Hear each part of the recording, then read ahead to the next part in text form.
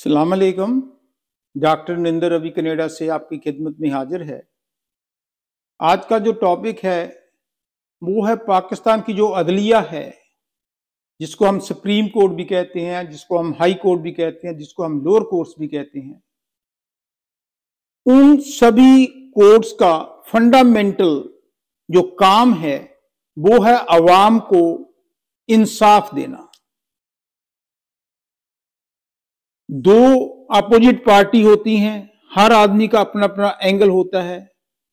Constitution के मुताबिक चलकर दोनों की बात सुनना और उसके बाद इम्पार्शियल बिना किसी पक्ष के उसके बारे में डिसीजन देना, चाहे वो किसी के हक में हो या किसी के अगेंस्ट में हो। लेकिन आप अपनी आत्मा की आवाज सुनकर कॉन्स्टिट्यूशन के सर्वेंट होने के नाते, कॉन्स्टिट्यूशन के स्टूडेंट होने के नाते, जो आपको कॉन्स्टिट्यूशन कहता है, जो आपकी आत्मा कहती है, उसके अनुसार जब आप डिसीजन देते हो तो वो जस्टिस कहलाता है।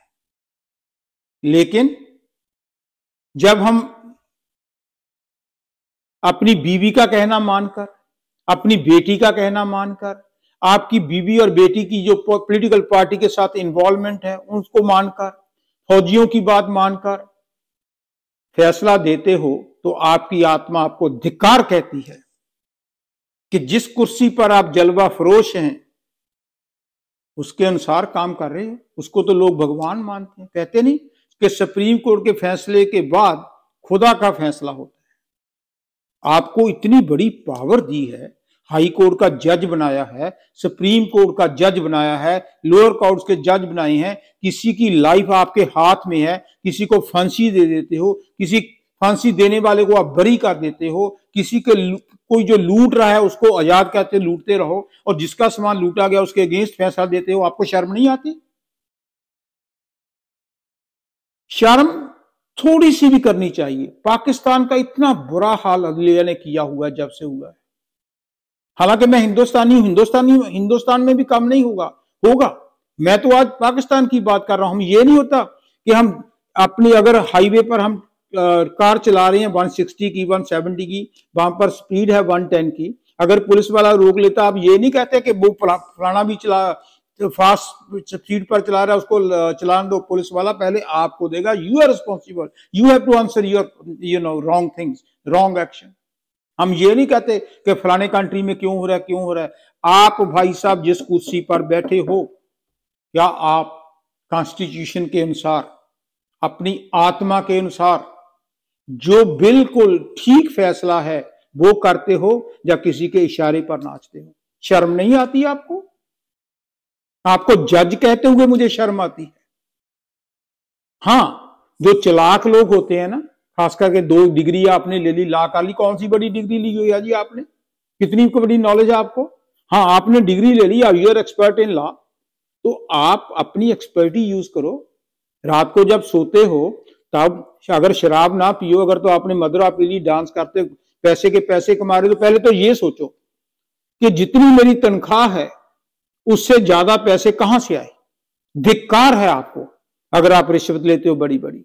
आपकी बड़ी बड़ी फैक्ट्रियां बन गई, आपके बच्चे बाहर पढ़ रहे हैं, बाहर खर्चा कैसे आएगा? तो इसका मतलब आप चोर हो। और आपको कभी याद नहीं किया जाएगा, आपको चोर के तौर पर याद किया जाएगा। कुर्सी हमेशा नहीं रहती।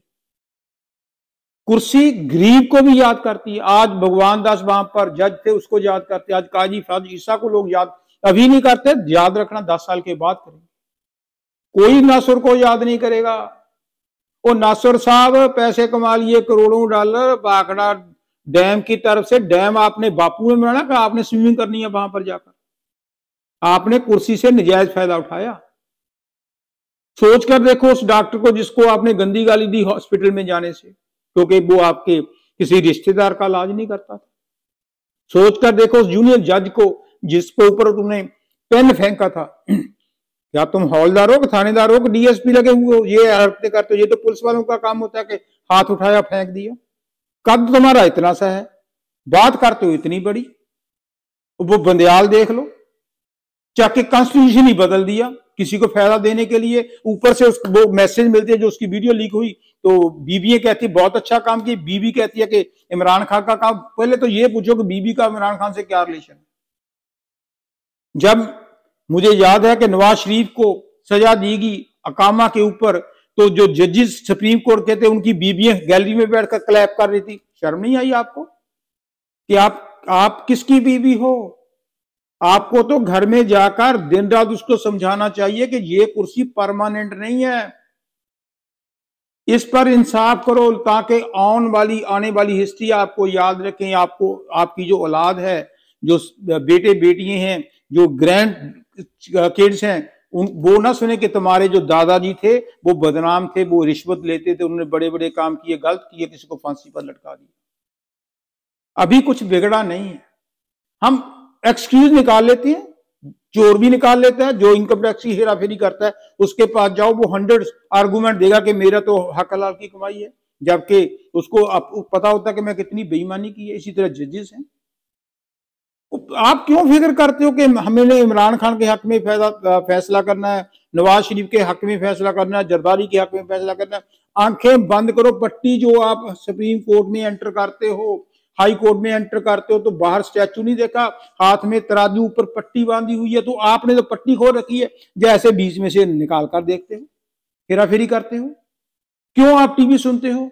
जितनी देर रहो, इसीलिए तो जजेस को छेती रिटायर किया जाता है कि ये फैसला करेंगे, ताकि बाद में सारी लाइफ इनकी तनख्वाह भी इतनी अच्छी दी हुई है गवर्नमेंट ने, इतनी किसी की तनख्वाह नहीं उतनी, कितने परसेंट प्रिविलेज दिए गए हैं आपको, फिर भी आपका लालच नहीं खत्म होता।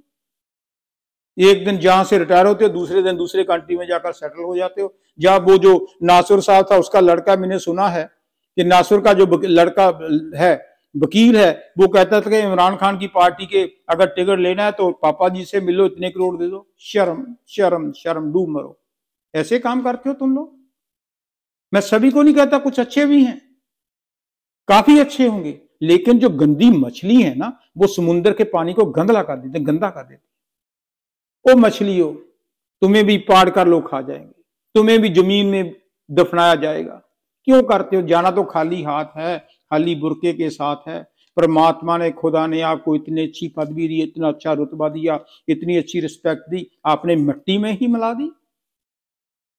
आपका नाम हिस्ट्री में ब्लैक अक्षरों में लिखा जाएगा। डजंट मैटर कि आपने फैसला इमरान खान के हक में दिया है, कि नवाज शरीफ के हक में दिया है, कि जरदारी के हक में दिया है, कि फजलुर रहमान के हक में दिया है। बात यह है कि फैसला ठीक दिया है कि नहीं दिया, फैसला कॉन्स्टिट्यूशन के मुताबिक दिया है कि नहीं दिया, ये इंपॉर्टेंट है, किसी के हक में या किसी के बुरे में नहीं। ये आपको भी पता है। जब आप 5-5, 6-6 की ग्रुप बना लेते हो, जब 8 का ग्रुप बन जाता है और दिन दिहाड़े जो फैसले करते हो, वो तो एक तरह की 100% पॉलिटिक्स है। नहीं करने की क्या जरूरत है? आपको क्या जरूरत है? कोई भी फैसला हो, फैसला इसलिए नहीं ना आपका माना जाता, ना इलेक्शन कमीशन मानता है, ना गवर्नमेंट मानती है, क्योंकि आप फैसले ठीक नहीं करते। अब उनको भी पता चल गया कि आप भी पॉलिटिक्स में, आप ही नहीं, आपकी पूरी फैमिली पॉलिटिक्स में इन्वॉल्व है। आपकी जो ऑडियो लीक्स होती हैं, इसीलिए तो आजकल जो एस्टेब्लिशमेंट है उसका डंडा सख्त हुआ हुआ है। पहले जो ISI के जो चीफ थे वो भी नरम थे, नंजम अदीम नदीम समथिंग। अब जो आया ना आपका बाप, आपको करेगा सीधा। आपके जो ज्यादा मसल है, आप जब फिजिकल ज्यादा स्ट्रांग हो, गर्दन से ऐसे पकड़कर धूका लगेंगे, आपका तो पैंट भी गिल्ली हो जाएगी। सोच कर फैसला करो, अभी कुछ नहीं हो गया। अपनी औलाद को भी फ्यूचर के लिए उसको भी ही शुड फील प्राउड कि मेरा पापा सुप्रीम कोर्ट का जज था, मेरा पापा, मेरी मम्मी हाई कोर्ट की जज थी, चीफ जस्टिस थी। ऐसे ना हो कि जब वो क्लास में जाए आपके ग्रैंड चिल्ड्रन, वो अच्छा अच्छा अच्छा ये उसका चीफ मिनिस्टर का पोता है, पोती है, जिसने लाखों करोड़ डॉलर खा लिए। किसी बच्चे ने कह दिया वो तो हराम की कमाई करता था, जबकि कुरान में जो हराम की कमाई बहुत बुरी मानी जाती है। आप हक की कमाई करते हो, हक हलाल के काम करते हो, अच्छे फैसले करते हो, बिना झिझक के फैसले करते हो, बोल्ड फैसले करते हो, इंसाफ करते हो कि नहीं करते? आपने जो पट्टी बांधी हुई है ना, पट्टी तो दिखावा करते हो, लेकिन बीच में से ऐसे, जैसे हम बचपन में खेलते थे ना, लोग लुकम छिया हमारे पंजाब इंडिया में कहते थे, तो जब देखते थे कहाँ छुपा हुआ, थोड़ी पट्टी ऊपर करके देख लेते थे, उसको पकड़ लेते, हेरा फेरी है। और आप भी हेरा फेरी करते हो। जजेस हो, लेकिन जजेस कहलाने के आप काबिल नहीं हो। Thank you.